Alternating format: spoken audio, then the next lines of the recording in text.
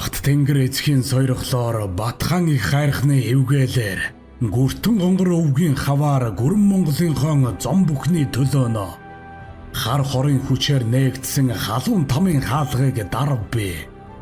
Олон адын хүчээр онгойсон очир тамийн үүдийг бөхлөв би. Үгээ сум химэн сэтгэж үйлэн элд химэн санаж хэлэх болоод хийхийг хэмжин нэгтэлж явах тун.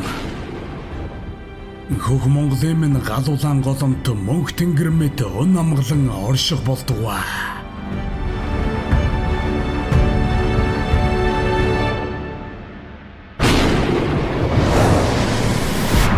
Гүртэн